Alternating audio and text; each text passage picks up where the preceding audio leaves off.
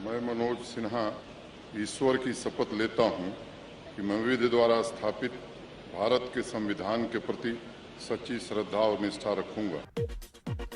मनोज सिन्हा मोदी सरकार के low profile minister और उत्तर प्रदेश की राजनीति के ऐसे व्यक्ति जिनके बारे में अधिकतर लोग नहीं जानते थे और अचानक से उत्तर प्रदेश मुख्यमंत्री पद के प्रमुख दावेदार के रूप में नाम सुनकर अचंभित थे।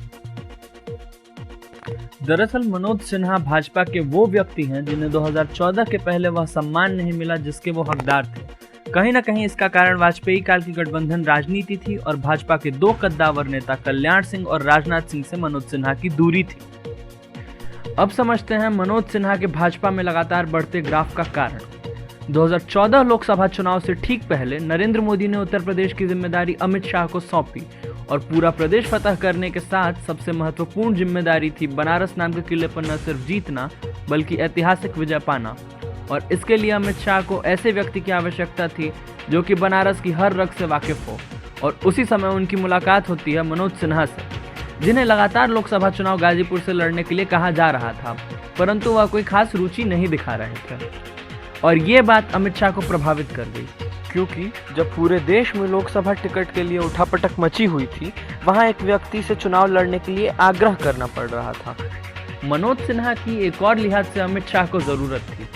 अरविंद केजरीवाल के बनारस में उतरने से पहले नरेंद्र मोदी का मुख्य प्रतिद्वंदी कांग्रेस उम्मीदवार अजय राय को माना जा रहा था, जो कि मनोज सिन्हा के ही भूमिहार जाति से आते हैं, और उनके प्रभाव को कम करने में मनोज सिन्हा का काफी योगदान रहा। इसी बीच उन्होंने ईमानदारी की एक अप्रतिम मिसाल पेश की और पार्टी से चुनाव लड़ने के लिए मिले पैसों में बची हुई राशि लौटा दी।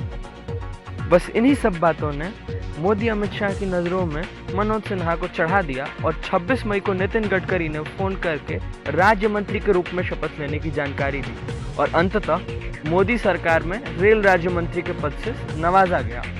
उसके बाद तो मानिए जैसे दशकों की राजनीतिक उठापटक में खुद को अलग खड़ा करने का जो अथक प्रयास था उसे एक प्रोत्साहन मिल गया और पूरे पूर्वांचल में विकास कार्यों की झड़ी लगा दी मनोज सिन्हा ने। इसी बीच उत्तर प्रदेश में भारतीय जनता पार्टी के प्रदेश अध्यक्ष की नियुक्ति का मामला आया और मोदी अमित शाह की जोड़ी के मन में सबसे पहला नाम था मनोज सिन्हा, और ये नाम लगभग तय भी हो चुका था। इस खबर की पुष्टि इंडिया टुडे ने भी की थी, पर सूत्रों के मुताबिक अंतिम समय में ओम माथुर और राजनाथ सिंह ने टांग अड़ा दी। ओम माथुर का तर्क था कि 2017 के चुनाव में पिछड़े वर्ग को साथ लाने के लिए कोई उसी समाज का व्यक्ति होना चाहिए, और जैसा कि सूत्र बताते हैं, राजनाथ सिंह नहीं चाहते थे कि कोई उनके ही क्षेत्र से निकलकर कल को उनके ही स्थान पर स्थापित हो जाए। तो अंततः इस कारण से प्रदेश अध्यक्ष केशव प्रसाद मौर्य को बनाया गया और ये फॉर्मूला तय हुआ कि मुख्यमंत्री अगड़ी जाति से बनाया जाएगा, और दूसरे तरफ मनोज सिन्हा को संचार मंत्रालय का अतिरिक्त प्रभार दे दिया गया। अब आते हैं 2017 उत्तर प्रदेश विधानसभा चुनाव पर। मनोज सिन्हा ने पूर्वांचल में राजभर समाज के कद्दावर नेता ओम प्रकाश राजभर के सुहेलदेव भारतीय समाज पार्टी से गठबंधन करा, पूर्वांचल की राजनीति का पासा ही पलट दिया और पिछड़ी जाति को भाजपा के पीछे लगभग पूरी तरह से गोलबंद कर दिया। विधानसभा के चुनाव में मिली अप्रत्याशित जीत के बाद लगभग तय था कि मोदी अमित शाह की जोड़ी अपने सबसे प्रिय उम्मीदवार मनोज सिन्हा को ही मुख्यमंत्री का पद देने जा रही है।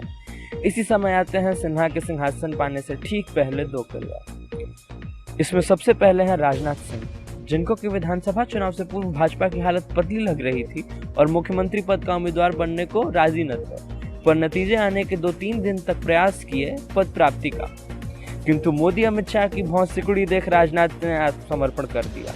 लेकिन सिन्हा को मुख्यमंत्री बनते राजनाथ सिंह से देखा नहीं जा रहा था।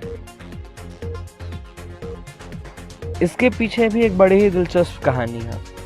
CNN की रिपोर्ट के मुताबिक मनोज सिन्हा 1982 का चुनाव चाहते थे कि अखिल भारतीय विद्यार्थी परिषद लड़े, पर इस बात का RSS समर्थक के गुट विरोध कर रहा था। इसके बाद भी सिन्हा चुनाव लड़ने को खड़े हो गए और उनका मान मनोबल करने पहुंचे राजनाथ सिंह। बातों ही बातों में मामला तूल पकड़ने लगा और राजनाथ सिंह कैसे भी जल्दबाजी में कृषि छात्रावास BHU से निकल गए। बस कहा जाता है कि उसी समय की कसक इस खाटी राजपूत के मन में रह गई और भोजपुरी की एक लोकप्रिय कहावत खेलब नहीं तक खेलबा बिगाड़ब के सिद्धांत पर कार्य करते हुए RSS में अपने संपर्कों का इन्होंने प्रयोग किया और इसका सूत्रधार बनाया गया भाजपा और RSS के बीच के समन्वयक और इस कहानी के दूसरे किरदार कृष्ण गोपाल शर्मा जी को। जो कि 90 के दशक में आरएसएस काशी प्रांत के पदाधिकारी थे। आजकल खबरों में बड़ा चर्चित है कि उनसे भी मनोज सिन्हा के संबंध कुछ ठीक नहीं थे। कहा जाता है कि कृष्ण गोपाल मनोज सिन्हा को अपने जाति के लिए काम करने से खिन्न रहते थे और यही भूमिहारवादी छवि को कारण बता मोहन भागवत से मोदी को कॉल कराया गया और मुख्यमंत्री के सिंहासन पर बैठते बैठते रह गए मनोज सिन्हा। कहा जा रहा है कि राजनाथ सिंह की इसी कूटनीति को देखकर नरेंद्र मोदी नाराज हो गए और इनका कद छोटा करने के लिए योगी आदित्यनाथ, जो कि राजपूत जाति से ही आते हैं, उन्हें मुख्यमंत्री बना दिया गया। उसी जगह कल्याण सिंह के पोते को मंत्री बनाया गया, पर राजनाथ सिंह के पुत्र पंकज सिंह के नाम को लटका दिया गया।